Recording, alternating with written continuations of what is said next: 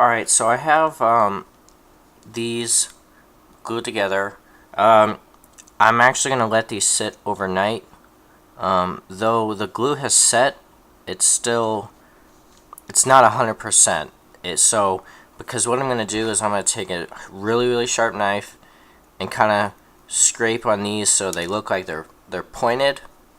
But if the glue that's gluing this together isn't 100% dry, it's just gonna rip off. So I'm just gonna let that sit overnight, because I'm also gonna replace the joint on the torso as it connects to the waist. As you can see here, it's just a peg joint. It just goes in there and it can twist around. That's dumb. You should have more posability than that. So I'm going to replace it with a ball and socket joint. This is just a set. This is just a set of them. I don't remember. You can look up on the hobby place for joints and you'll find them. But it's gonna replace this with a it's a medium-sized ball and joint. I think that this one has bigger ones, so but that'll be good for our application, because I mean there's a small scale and it's not gonna move, it's not gonna move side to side that much, but we want just a little bit, because that's just like the faint difference when you're taking photographs, that you can tell when it's not you think that it should be twisted a little bit more. So that'll give this to us. It's not a lot of work. So basically what's just gonna happen is I'm gonna undo this.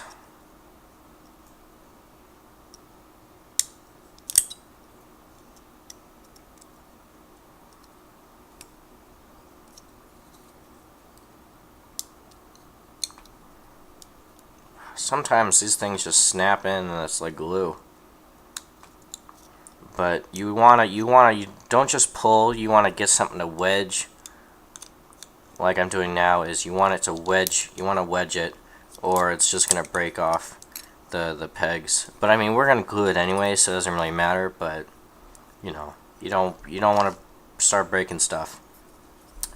But what's just gonna happen is I'm just gonna drill. Well, I'm not gonna drill out, but I'm gonna remove some of this support plastic right here and add this joint in here, but cover it in a bunch of epoxy putty in there, so that way it doesn't move, and it's nice and sturdy. It doesn't break off or anything.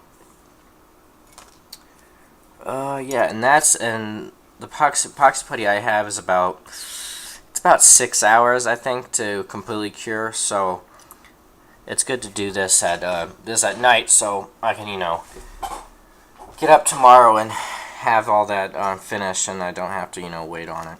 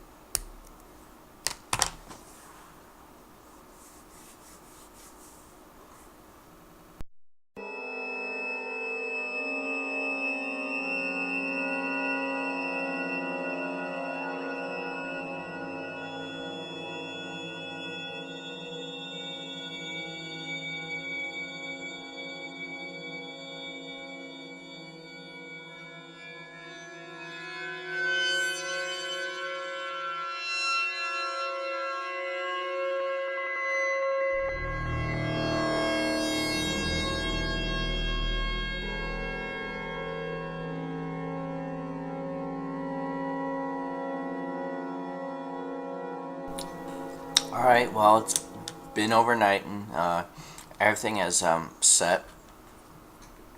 So we have our ball joint in there, putty, but we still need to do a little bit more to this. First, you can see there's a little part of this plastic that's going to cover some of the forward and back movement of the joint. This is facing down, so none of this is going to be seen, so we can just go in here and go to town. Alright, now that's cleaned up a little bit, and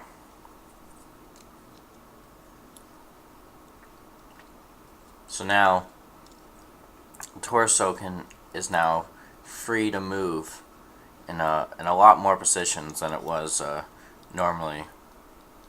Normally, I think you could only do that, but now you have a little bit more free reign to come up with some cool poses and stuff for when you're doing the photographs later on.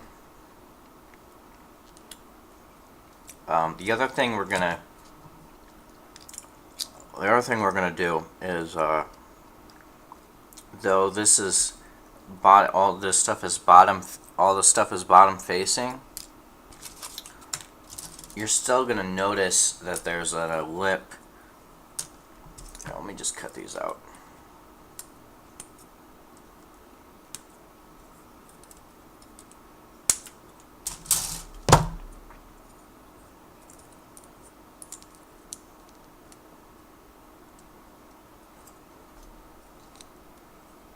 You're still going to notice that there's a large gap in between the waist and the torso. So we're just going to place some plow plate or plastic sheets on the edges right here, just to give the illusion that that it fills in that it's actually longer than it really is.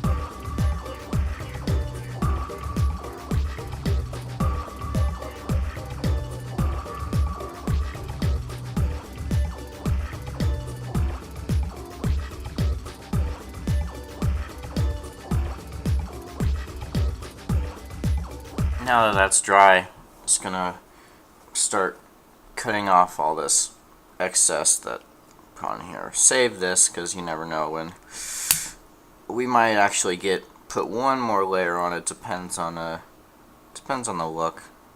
See how thick this makes it.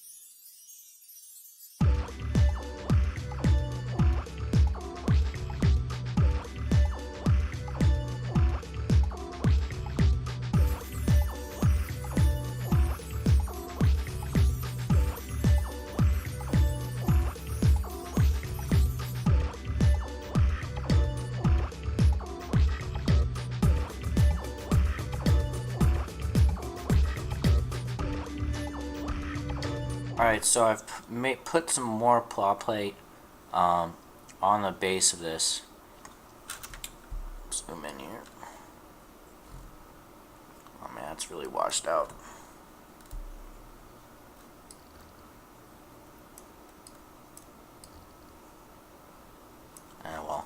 point is, now when we put this on,